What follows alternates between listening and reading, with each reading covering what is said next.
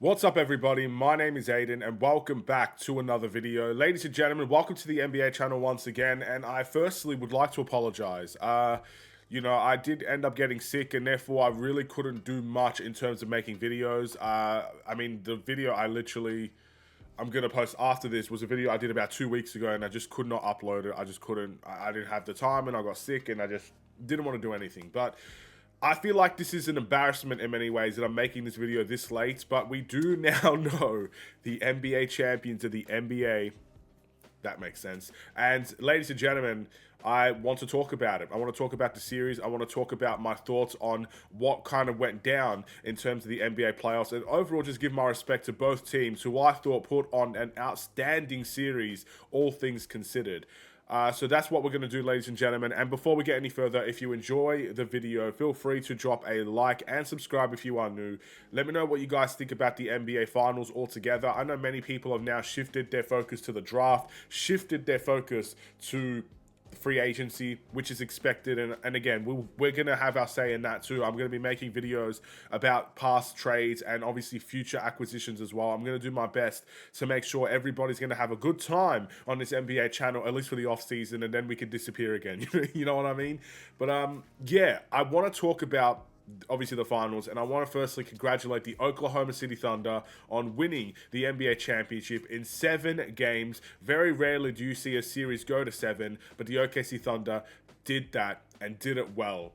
I mean, this was one of the more entertaining series in recent history, I would say. Two teams that you probably didn't expect to be there. I mean, OKC dominated the regular season, but you thought they were a bit young, and you thought maybe the inexperience would take advantage of them. I mean, Cleveland dominated in the Eastern Conference, but they don't have a lot of playoff experience over there in Cleveland, and I think that kind of helped the other teams take advantage of that in many ways, and Cleveland didn't make the Eastern Conference Finals, did they? So, you think of that and you think, okay, well, OKC is a relatively young team, inexperienced. They don't have a lot of championship experience on that team. You could see them potentially fall. But they didn't fall, ladies and gentlemen. Not only did they rise, they rose when it mattered the most. In Game 7, the most pressure-built games in the world. It's a Game 7 of the NBA Finals, and the OKC Thunder delivered in that sense. I'm sure both teams were nervous as heck for a game like this, but OKC delivered in situations where the Pacers just fell short. And at the end of the day, I have to give respect to the Indiana Pacers as well. First and foremost, I want Tyrese Halliburton to rest up, get healthy soon. I wouldn't say forget about this moment, because at the end of the day, I mean, to kind of have a devastating injury in a Game 7 of all places, it's probably the worst feeling you can think of. I've seen his reactions on social media, him basically talking honestly about what he's feeling and how devastating it is. I couldn't imagine it. I couldn't imagine going through something like that, and that's exactly what he did. It's a devastating moment for him, and it's a devastating moment for the Indiana Pacers. Obviously, TJ McConnell was very emotional after the Game 7 loss. The Pacers in general just felt, they felt defeated, and that's what happened. They were defeated in the end. But I give respect to the Indiana Pacers for 2 reasons. One, no one expected them to be in the finals. I mean, of course, maybe they did. You'd have to assume the Pacers thought they were going to be in the NBA Finals, but no one else did. No one else did. Pacers fans probably didn't believe it. Obviously, news analysts didn't believe it. YouTubers didn't believe it. There was really no one else that believed the Pacers would be in the NBA Finals. I think people believed they could get close, but no one expected them to be there, and no one expected it to go to 7 either. I picked 6. A lot of people picked 5. No one expected 7. And they overachieved in that sense. So no one expected them to be there. But the second reason I respect them, there were so many moments in that series where they were the better team. They were the better team. The better offensive team, the better defensive team. I mean, they were really, really good. They were really, really good. So it is heartbreaking to know that that Game 7 for them could have turned out to be different. Maybe it wouldn't have, but it could have been different if Halliburton didn't get hurt. Because obviously, that's their machine. That's the cog in the machine. That's their guy. And, things change when he's not on the court. It sucks. It sucks, but I have so much respect for that Indiana Pacers team. The never say die attitude is something I wish every team across the league could have. And some teams just don't have that competitive fire and that competitive spirit in them to never give up no matter the circumstance. Even with Halliburton out, the Pacers were close. They were close, and they made it respectable. I'm so appreciative of this NBA Finals, and I'm so appreciative of the Indiana Pacers. But man, OKC. All I can say is this is the deserved outcome as well. I think OKC are the rightful champions. They were dominance in the regular season. They were dominant. They were the best team by far, by none. They beat everybody, and they looked good doing it most of the time. They were destroying everyone on the court. So they were dominant in the regular season. They had the MVP of the league on their team, Shai Gilgeous-Alexander, who had some bad games in this series, but also some really good ones. And they've got the perfect team around the Shai Gilgeous-Alexander, the MVP of the league, to win a ring. They had the perfect situation for them, and they delivered on that perfect situation. I can't sit here and say any more than that, ladies and gentlemen. They're the rightful champions of the NBA. Everybody should have expected the OKC Thunder to win, and that's exactly what happened. And I'm proud of them. I think this is their first championship since they moved from Seattle. So, you got to give respect there.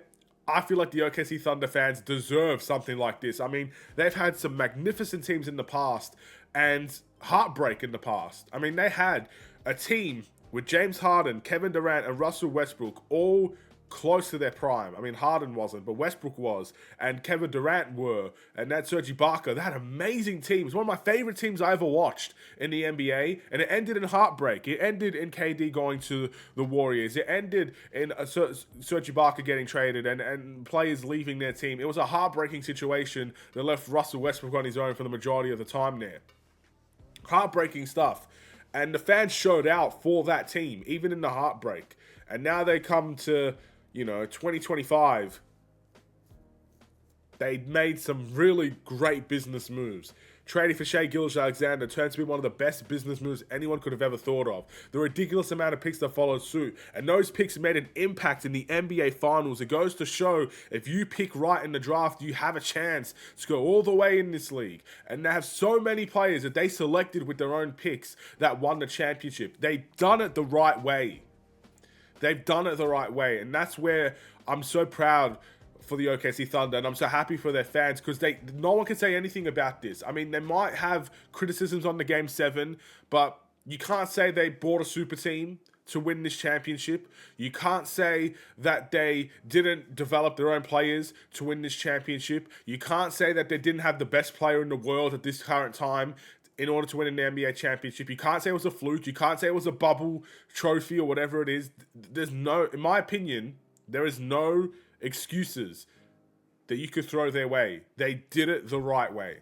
It's beautiful. And a lot of teams have done it that way recently as well. I mean, when Boston won the championship, they did it the right way. When Denver won their championship, they did it the right way. They weren't bought super teams, And I think we're getting to the point where super teams are no longer the biggest thing to talk about anymore. It is a team game, and all these teams that are coming up and winning championships are doing it the right way. So I'm excited to see what comes next season. And for the OKC Thunder players, fans, and organization, oh my goodness, the first one, enjoy that. It's the best one to win. I mean, I'm a Bulls fan, and yes, for a lot of people, they've seen the 90s, and they've seen what the Bulls did in that era, and they dominated that era. But I was not born when the Bulls won championships. I was born in 1999. I don't think the Bulls won a championship that year. They won it in 98. So I wasn't even alive for the last Bulls championship. I can't wait for the Bulls to win one day. Hopefully. Fingers crossed. And that could be my first. And that would be an incredible feeling, ladies and gentlemen. So embrace that now, because the first one is probably going to be the most special. With that being said, it is time to end this video here. Thank you guys so much for watching. Congratulations to both teams. Commiserations to the Pacers also.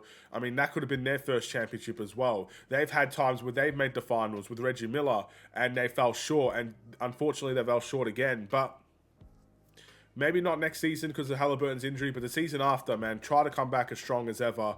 Because the window short is difficult to get through. But I feel like there's always a second chance for that team because of their never say die attitude and the balance that they have. If they keep that team together, it could be an interesting ride for the future. We'll see. Take care. And peace.